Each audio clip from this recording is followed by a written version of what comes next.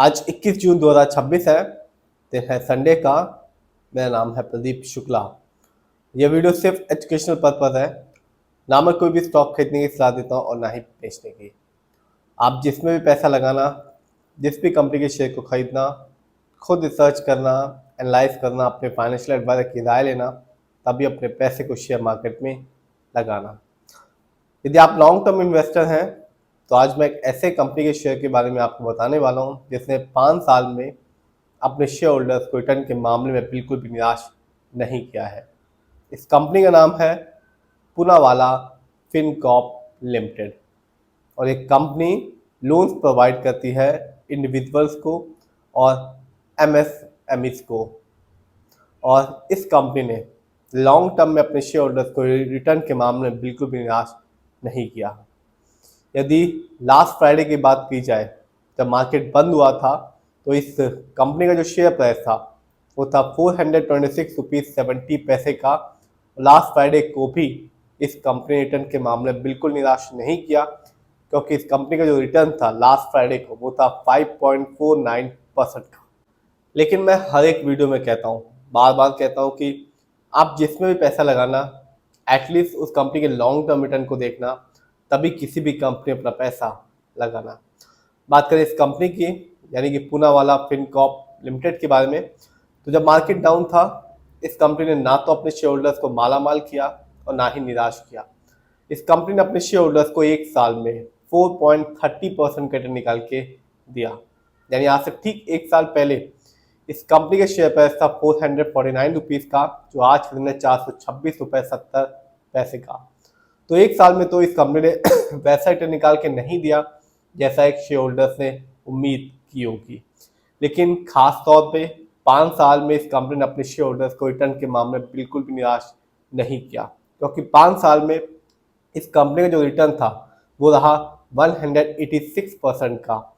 यानी आज से ठीक 5 साल पहले इस कंपनी के शेयर प्राइस था 163 रुपीज़ का, जो आज के दिन है 426 रुपये 70 पैसे का। तो एक साल में तो कह सकते हैं कि मायूस किया, लेकिन 5 साल में इस कंपनी ने अपने शेयर होल्डर्स को रिटर्न के मामले में बिल्कुल भी निराश नहीं किया। और जिससे भी 5 साल पहले इस कंपनी में एक अच्छा अमाउंट लगाया होगा, शेयर की एक अच्छी क्वांटिटी ली होगी, उसे इस कंपनी रिटर्न के मामले में बिल्कुल भी निराश नहीं किया। यदि मैं इस कंपनी के ओवरऑल रिटर्न को देखूं तो अभी तक इस कंपनी ने अपने शेयर होल्डर्स को मालामाल किया है, क्योंकि ओवरऑल के मामले में कंपनी ने अपने शेयर होल्डर्स को 8434% का रिटर्न निकाल के दिया।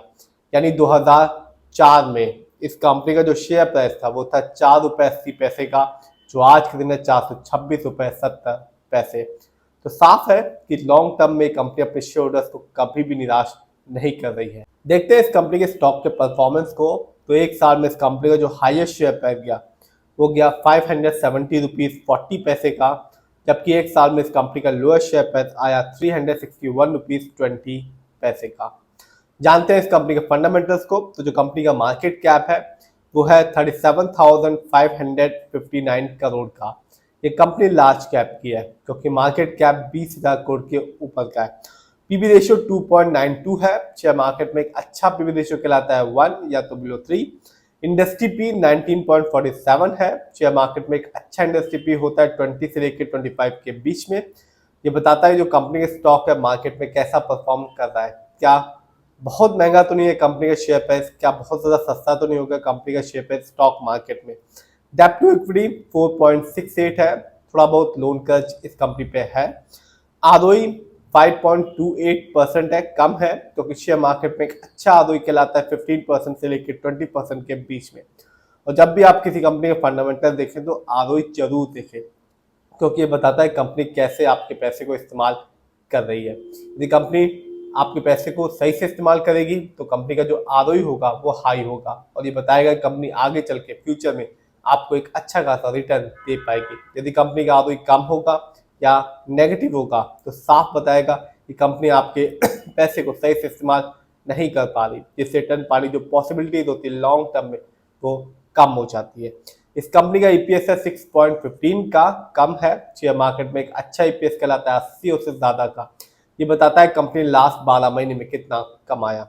इस कंपनी का बुक वैल्यू है 146.11 और कंपनी का फेस वैल्यू है 2।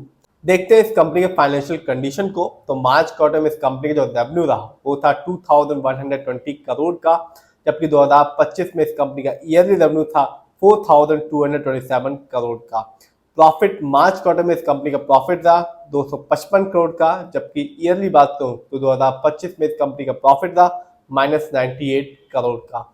देखते हैं किसका कितना पैसा इस कंपनी पे लगा हुआ है। तो साफ है, प्रमोटर यानी कि इस कंपनी के ओनर जिनकी होल्डिंग इस कंपनी में है 59.03% की, यानी कि सबसे ज्यादा जो पैसा है वो ओनर्स का ही इस कंपनी पे लगा हुआ है। रिटेलर्स यानी कि यानी कि हम लोग का पैसा इस कंपनी में लगा हुआ है 13.63% का। FII यानी कि विदेशी निवेशक जिनका पैसा इस कंपनी में लगा हुआ है 11.26% का। म्यूचुअल फंड जिनका पैसा इस कंपनी में लगा हुआ है 10.64% का, जबकि DII जिनका पैसा इस कंपनी में लगा हुआ है 6.03% का। तो लॉन्ग टर्म में आपने देखा कि पूनावाला फिनकॉर्प लिमिटेड अपने शेयर होल्डर्स को रिटर्न के मामले में बिल्कुल भी निराश नहीं कर रहा, और अभी भी इस कंपनी का शेयर प्राइस 500 पैसे नीचे का ही है, और खास तौर पे लॉन्ग टर्म में कंपनी अपने शेयर होल्डर्स को अच्छा खासा रिटर्न दे रही है। फिर भी आप जिसमें भी पैसा लगाएं खुद रिसर्च करें, एनालाइज करें, अपने फाइनेंशियल एडवाइजर की राय लें, तभी अपने पैसे को शेयर मार्केट में लगाएं।